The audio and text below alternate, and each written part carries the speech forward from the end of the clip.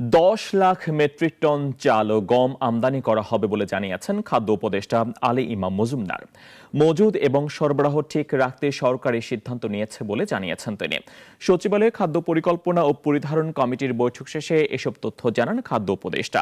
অর্থ উপদেষ্টা ডক্টর সালেউদ্দিন আহমেদের সভাপতিত্বে মন্ত্রিপরিষদ বিভাগে বৈঠকটি অনুষ্ঠিত হয়। এ সময় চালের দামে অস্থিরতা কমেছে দাবি করে খাদ্য উপদেষ্টা বলেন, বাজারে চাল ও গমের মজুদ পরিস্থিতি ভালো।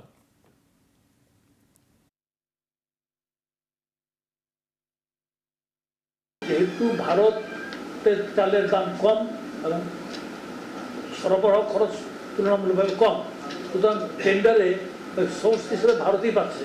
বিভিন্ন দেশের পার্টি, হয়তো সিঙ্গাপুর বেস কোম্পানি অথবা বাংলাদেশ বেস কোম্পানি বা ইন্ডিয়া বেস পাচ্ছে। আর এছাড়াও আমরা মিয়ানমার থেকে তো বললাম 1 লাখ টনের ইয়ে হয়েছে অলরেডি। আর পাকিস্তান থেকে আপনার না, ভারত কোনো 9 লাখ মেনশন করে নেই। বাকি যেটা আছে শুধু অন্য দেশ থেকে হতে পারে।